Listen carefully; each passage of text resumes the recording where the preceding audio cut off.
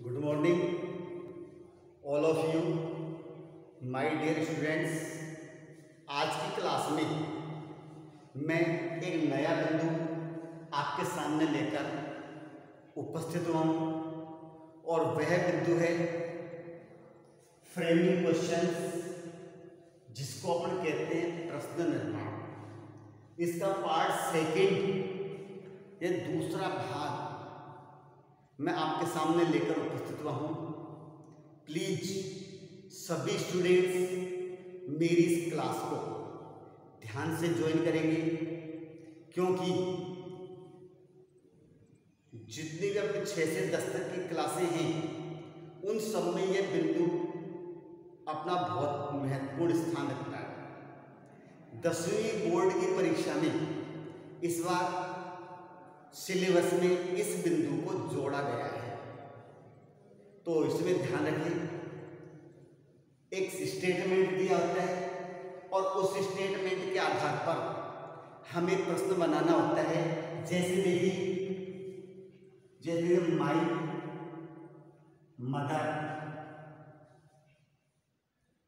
कुक्स food in the kitchen. ठीक है, ये आपका स्टेटमेंट हो गया। अब इस स्टेटमेंट के आधार पर हमें प्रश्न का निर्माण करना होता है। तो इसमें ये है कि जिस क्वेश्चन वर्ड से हमें प्रश्न बनाना होता है वो आपको वाक्य के साथ में इस प्रकार से दे देते हैं। तो मुख्य चीज वही है कि किस क्वेश्चन वर्ड से प्रश्न बनाना है वो हमें जानकारी में हो, तो क्वेश्चन बनाते समय उस क्वेश्चन वर्ड से संबंधित सूचना को वाक्य में से हटाएं। तो यहां पर आपको दे रखा व्हाट, क्या दे रखा व्हाट। व्हाट यानी क्या, क्या शब्द का अर्थ है वस्तु, तो इसके अंदर है फूड। जो व्हाट का जो जवाब मिलता है वो हमारा क्या होता है, फूड। तो प्रश्न बनाते समय सेंटेंस में से हम फूड को क्या है हटा देते हैं। फिर जो बचता है उसके आधार पर हम प्रश्न का निर्माण करते हैं। तो देखिए इसका क्वेश्चन बनेगा, what does your mother cook in the kitchen. तो what does your mother cook in the kitchen. इस प्रकार से प्रश्न का निर्माण किया। दूसरा, पहला वाला yes I have 20 rupees in my pocket. Sentence है yes I have 20 rupees in my pocket. हाँ, मेरी जेब में 20 रुपए है। अब इसका क्वेश्चन किससे बनेगा, इसमें क्वेश्चन वर्ड का यूज नहीं किया जाएगा। पिछली क्लास में मैंने आपको बताया कि जो वाक्य यस अथवा नो से प्रारंभ होते हैं उन्हें हेल्पिंग वर्ब से प्रारंभ किया जाता है, और जो यस अथवा नो से प्रारंभ न होकर सीधे सब्जेक्ट से प्रारंभ होते हैं उन वाक्यों पर आधारित प्रश्न क्वेश्चन वर्ड से प्रारंभ होते हैं। तो इसका क्वेश्चन बनेगा, do you have 20 rupees in your pocket. प्रश्न क्या बनेगा, do you have 20 rupees in your pocket. तो डू यू हैव 20 rupees, क्या तुम्हारी जेब में 20 रुपये हैं। Do you have 20 rupees in your pocket. इसमें से आपने देखा कि हमने स्टेटमेंट में से किसी भी सूचना को नहीं हटाया, लेकिन तो क्वेश्चन वर्ड से प्रश्न बनता है उसमें क्वेश्चन वर्ड से संबंधित सूचना को हटाते हैं। ये विशेष हमको ध्यान रखने वाली बात है। अब आज इस पार्ट सेकंड में मैं आपको हेल्पिंग वर्ब का यूज और प्रोनाउन में परिवर्तन किस प्रकार से होता है मैं बताऊं। देखिए स्ट्रक्चर में आपने देखा सबसे पहले क्वेश्चन वर्ड आता है, उसके बाद हेल्पिंग वर्ब, फिर सब्जेक्ट, फिर main verb, object, place, time, जो भी है उसके आधार पर हम प्रश्न बनाते हैं।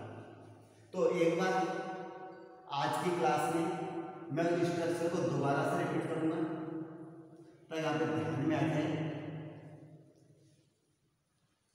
देखिए क्वेश्चन बनाने का जो स्ट्रक्चर है मैं बार बार आपको इस क्लास में बता रहा हूं ताकि आपसे गलती न हो, और गलती होने पर क्या परीक्षा में अंक कटते। अपन नहीं चाहते किसी भैया के परीक्षा में अंक कटे। तो देखिए स्ट्रक्चर, क्यों जो भी चीज स्ट्रक्चर पर ही डिपेंड होता है। Question word, helping verb, subject, main verb, object, place और टाइम। इंट्रोगेटिव मार्क्स जरूरी है, नेसेसरी लगाना आवश्यक है। तो इस स्ट्रक्चर के आधार पर ही हम रूल्स फॉलो करते हैं।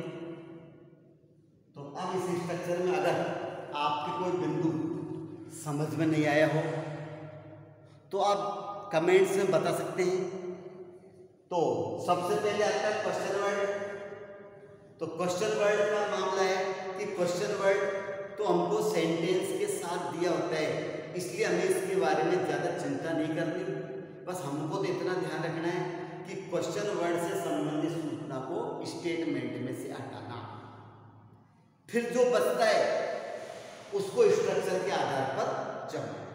तो सबसे पहले इसमें पूरे फ्रेमिंग क्वेश्चन दो ही बिंदु सबसे ज्यादा इंपॉर्टेंट है जिनका आपको याद ध्यान रखना है। पहला है यूज ऑफ हेल्पिंग वर्ब और सेकंड प्रोनाउन में परिवर्तन। तो दोनों बिंदु ढंग से समझ में आ गई तो अपना फ्रेमिंग क्वेश्चन कहीं गलत नहीं जाएगा। देखिए सबसे पहला बिंदु में डाल रहा हूं यूज ऑफ हेल्पिंग वर्ब। तो इसमें आपको ध्यान रखना है कि जब प्रश्न बनाया जाता है, चाहे वो क्वेश्चन वर्ड से प्रारंभ हो या केवल हेल्पिंग वर्ब से प्रारंभ हो, तो हेल्पिंग वर्ब को सब्जेक्ट के पहले रखते हैं।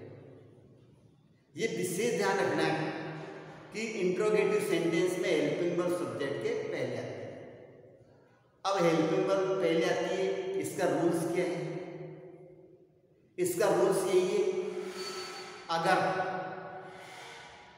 आपको स्टेटमेंट में हेल्पिंग वर्ब दे रखी है तो उसी को सब्जेक्ट से पहले रखेंगे, और नहीं है तो फिर मेन वर्ब के आधार पर डू, डज अथवा डिड का यूज करते हैं। बहुत टिपिकल रूल्स नहीं है। अगर आपको सेंटेंस में वर्ब दे रखी है तो उसी को सब्जेक्ट के पहले लीजिए, नहीं है तो फिर मेन वर्ब के आधार पर डू, डज और डिड का यूज करते हैं। बस ये क्लियर। तो लिखो, प्रश्न बनाते समय हेल्पिंग वर्ब को सब्जेक्ट के पूर्व रखते हैं। सब्जेक्ट से पूर्व रखते हैं। प्रश्न बनाते समय हेल्पिंग वर्ब को सब्जेक्ट से पूर्व रखते हैं। किसको रखते हैं बताइए? हेल्पिंग वर्ब को सब्जेक्ट से पूर्व रखते हैं। यदि हेल्पिंग वर्ब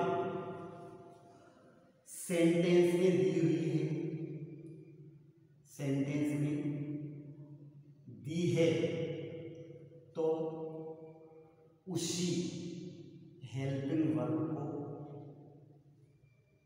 सब्जेक्ट से पहले को सब्जेक्ट से पहले रखते हैं। पहला बिंदु तो आपको यही याद रखना है कि अगर हेल्पिंग वर्ब है तो उसी को ही रखना है, सब्जेक्ट से पहले रखते हैं। यदि वाक्य में हेल्पिंग वर्ब नहीं हो, हेल्पिंग वर्ब नहीं हो तो मेन वर्ब के आधार पर डू, डज अथवा डिड का यूज करते हैं। ये आपको लर्न करना है और समझना है कि वाक्य में हेल्पिंग वर्ब है तो उसी को रख दो, नहीं है तो मेन वर्ब के आधार पर डू, डज और डिड का यूज कर दीजिए। अब डू कब लगाते हैं, डज कब लगाते हैं, डिड कब लगाते हैं, ये मेन वर्ब में देखना होता है। इसका देखिए ए, अगर आपको B1 में रखा है तो डू का यूज करेंगे और B1 को B1 ही रखेंगे। लिख लीजिए इसको। बी, अगर B1 प्लस ACS दिया है, यदि क्रिया में आपको ACS जुड़ रहा है तो हम हेल्पिंग वर्ब में डज का यूज करेंगे और B1 प्लस ACS को हम केवल B1 में रख देंगे, क्योंकि क्रिया का यहाँ पर जो ACS जुड़ा हुआ है वो किस में जुड़ गया, डू के अंदर, और वो क्या बन गया, डज। तो यहाँ जुड़ गया तो वहां से। नेक्स्ट सी,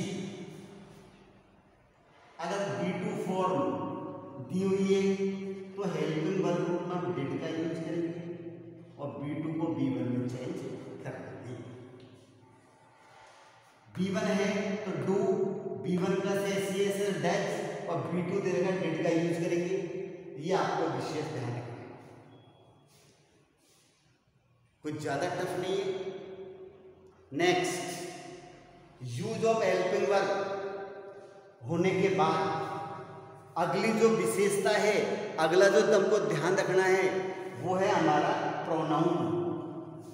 जैसे हमने अभी पिछले वाक्य में माई को योवर में परिवर्तन किया था और आई का चेंजेस किस में होता, यू।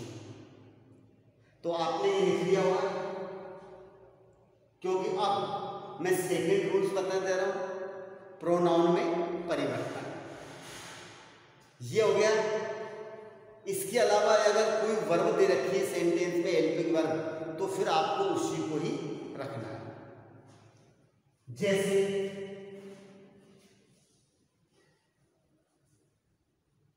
कोई वाक्य दे रखा है आपको, उस वाक्य को हमको क्या बनाना है, तो सबसे पहले हमको यही देखना होगा कि वाक्य में हेल्पिंग वर्ब है या नहीं है।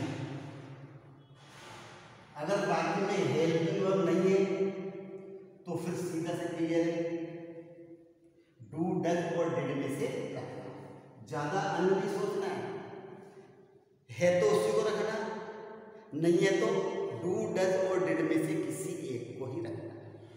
जैसे लिख दिया आई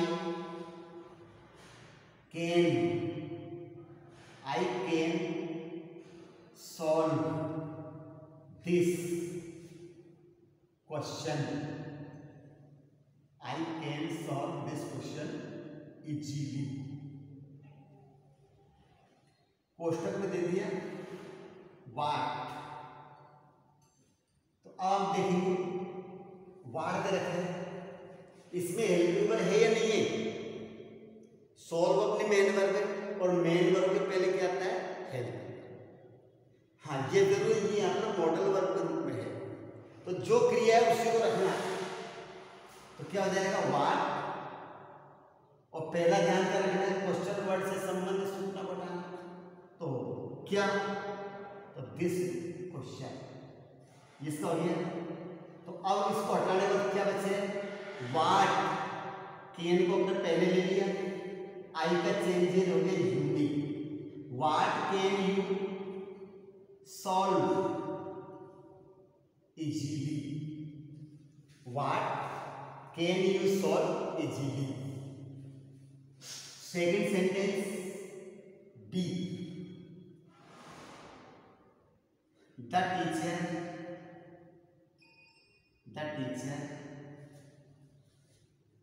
taught me a story yesterday. The teacher taught me a story yesterday. The teacher taught me a story yesterday.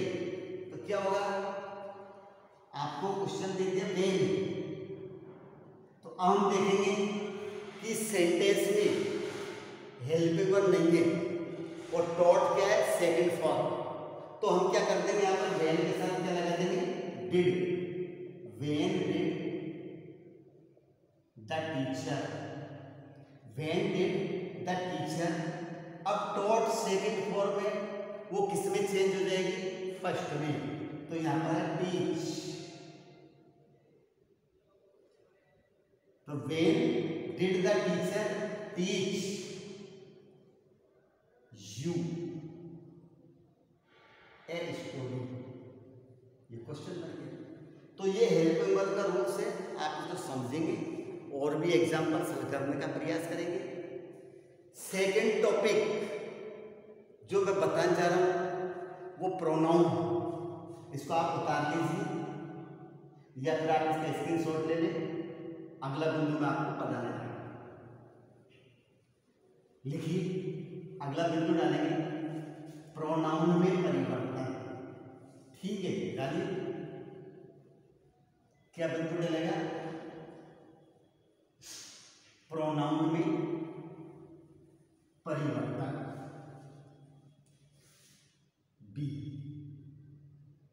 Pronoun में परिवर्तन।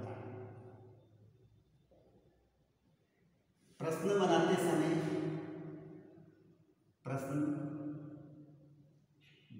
समय प्रोनाउन में परिवर्तन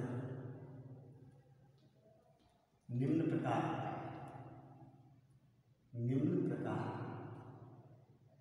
होता है। ए, फर्स्ट पर्सन, इसमें आता है I, me, my,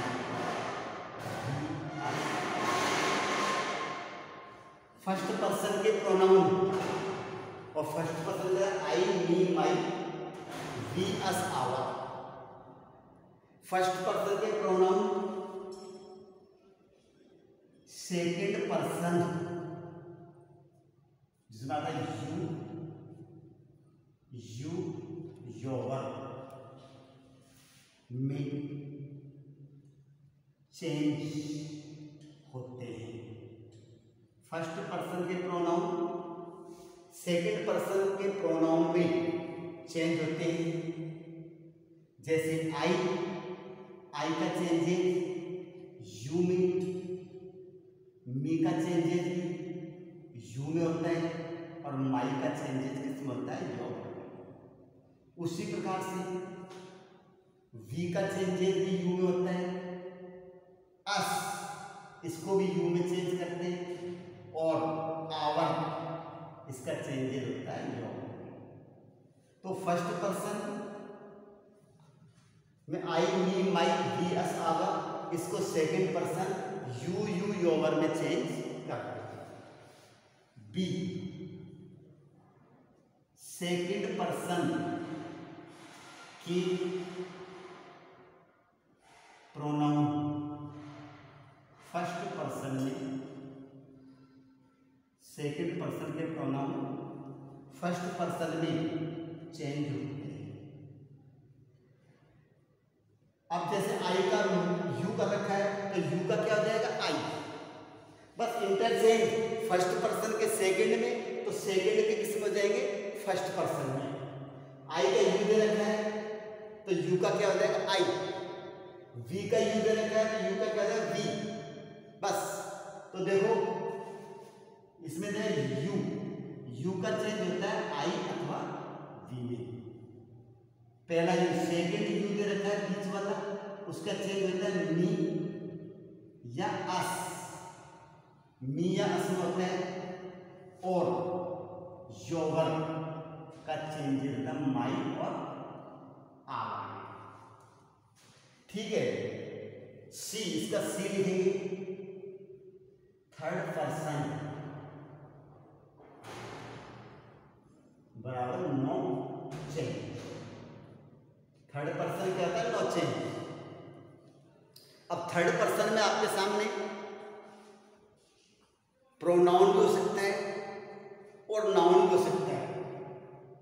third person change नहीं होते, केवल फर्स्ट पर्सन हो तो उसको सेकंड में चेंज करते हैं, और सेकंड पर्सन होता है तो उसको फर्स्ट पर्सन में चेंज करते हैं।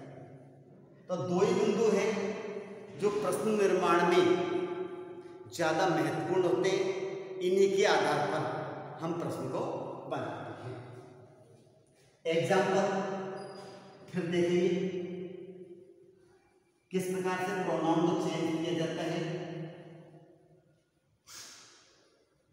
देखिए आप अच्छी तरह इसको समझ लें। हर कंपटीशन में भी यह बिंदु हमारे काम का ही होता है, तो आप इसको ढंग से समझें ताकि आगे दोबारा विशेष मेहनत हमको नहीं करनी पड़े। जैसे लिख दिया Ravi goes to my office. Ravi goes to my office every day.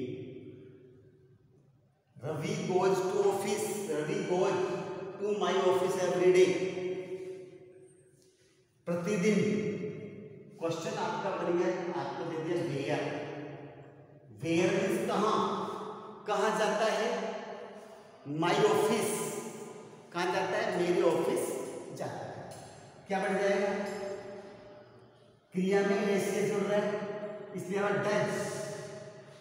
तो वेयर डज रवि गो, ये सही यहाँ भी where does Ravi go every day. तो where does Ravi go every day. दूसरा है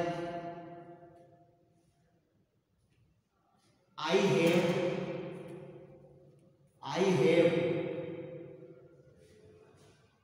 have gone to hospital. I have gone to hospital to meet the doctor. I have, ये दूसरा I have gone to hospital, question आपको दे Y, तो Y का उत्तर किससे देते हैं? वाई दे रखा है, वाई का उत्तर किससे? बिकॉज से। तो बिकॉज से देते हैं या कारण बताते हैं, तो why I am going to hospital, में अस्पताल गया हूं। क्यों गया हूं? To meet the doctor. क्यों गया हूं? डॉक्टर से मिलने। तो देखिए हैव दे रखा है, हैव को पहले निकाल लेंगे, जो क्रिया होती है हेल्पिंग में उसी को निकालते हैं, इस तरह से हैव को बाहर निकालते हैं। आई का चेंज अपने किस में कर देंगे? यू में। Why have you gone to hospital, इसमें रीजन था, इसको हमने क्या हटा दिया। और question mark, why have you gone to hospital, तुम अस्पताल क्यों गए? इस प्रकार से प्रश्न हम बनाते हैं। आशा करता हूं आज का बिंदु सभी स्टूडेंट्स के समझ में आया होगा। अगर नहीं आए तो कमेंट्स के माध्यम से मुझे बता सकते हैं, आपकी समस्या का समाधान होगा। आज की क्लास इसी बिंदु पर कंप्लीट होती है। अगली क्लास में इसी के पार्ट 3 के साथ फिर आपके सामने उपस्थित रहूंगा। तब तक के लिए धन्यवाद।